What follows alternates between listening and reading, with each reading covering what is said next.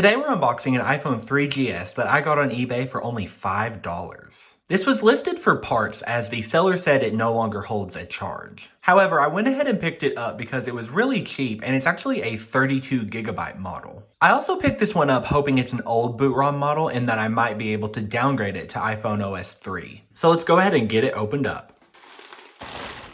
Okay, very interesting. The seller put it in its case that it came with, but like the wrong way. So the front is facing the back. Now that I think about it, the seller probably did that thinking that that would protect the screen, and I've never thought about that, but I guess that's a good idea. So here the device is. It looks like it has a screen protector on it. I thought I saw that in the listing, but it does kind of look like the whole screen is lifting upward from the chassis. So hopefully that doesn't mean the battery is bloating internally. It also looks like it has a crack in the bottom of the plastic back panel. These cracks were super common on the iPhone 3G and 3GS. I guess just for fun, we'll see if this has any battery power. And no, it definitely needs to be plugged in. Okay, interestingly, upon plugging it in, I got the charging screen for a second, but then we went straight into the Apple logo.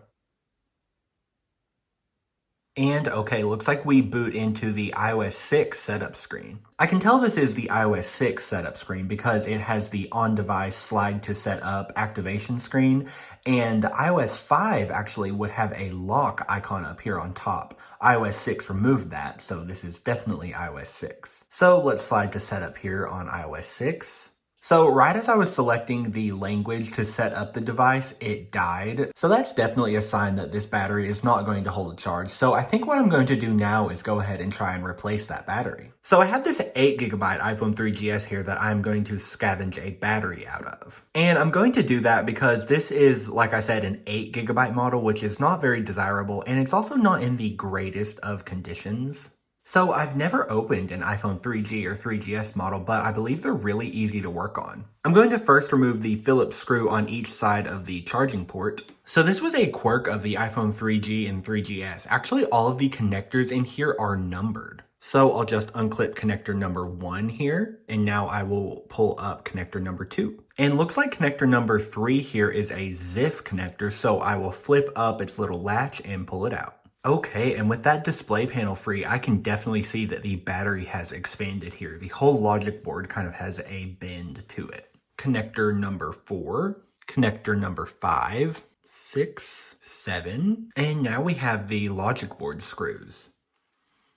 And there is the logic board, definitely with a bend to it from that bulging battery. Okay, so I just pried the battery out. It honestly wasn't too hard to do. Okay, well I have the iPhone 3GS here now working with that battery from the 8GB 3GS installed. But unfortunately, I do have some bad news about the device. So as I mentioned at the beginning of this video, one of my original hopes for this device is that it would be an old boot ROM model, so I could downgrade it to iPhone OS 3. When I plug this device's serial number into Apple's check coverage website, it says that this device was purchased in November 2009. However, when I plug that same serial number into websites that will show you the production date, it shows that the device was made in mid-2011. And that's really strange because Apple actually discontinued the 16 and 32GB models of the iPhone 3GS when the iPhone 4 was released. And those higher storage capacities were replaced with the 8GB model that I showed at the beginning of the video. So that leads me to believe that this device must have been some sort of like replacement, whether it was from AppleCare or some other outlet. I just can't think of any other reason for this high storage capacity option to be made in 2011 when it was actually discontinued in 2010. So definitely let me know your thoughts on that in the comments below, and also let me know if you know of any serial number check websites that will actually tell you if a device has been replaced by Apple.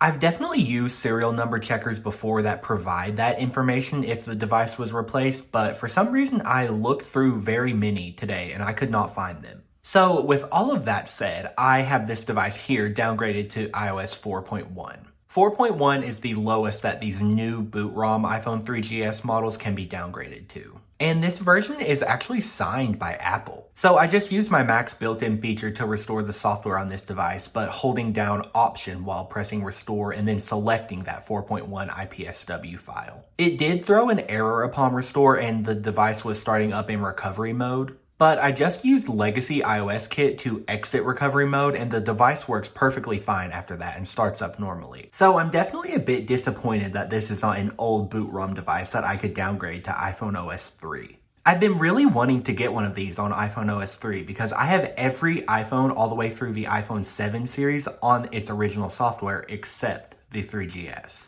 But I definitely still had fun with this project. It was a neat learning experience to swap around parts on this model, and for the dirt cheap price of $5 that I paid for this device, I really can't complain at all. So we'll take a quick second and kind of discuss what the iPhone 3GS was. So the iPhone 3GS was the successor to the iPhone 3G. And this was the first phone to use the S moniker that became very popular for Apple. The 3GS was almost identical to the iPhone 3G from the exterior. One of the only discerning features of the 3GS on the exterior was the addition of chrome text rather than just gray painted text like the 3G had. And you all can correct me if I'm wrong in the comments, but I believe this was the only iPhone where Apple ever actually came out and said what the S stood for during a keynote event. And they stated that the S in iPhone 3GS stood for speed. With future iPhone S models, what the S stood for was kind of speculated, or maybe an Apple employee would hint to it or say something during an interview. But for the 3GS, Apple made it clear that the S stood for speed. That speed difference wasn't too clear on iPhone OS 3, but as you would upgrade the devices, that difference became a lot more clear. While the previous iPhone 3G ended support with iOS 4, it didn't have the full subset of features. So on the iPhone 3G, you could not have a home screen wallpaper, and you also didn't get features like multitasking. And the iPhone 3G on iOS 4 just really isn't a great experience to use. It's super laggy. However, the iPhone 3GS started with iPhone OS 3 and it got support all the way through iOS 6.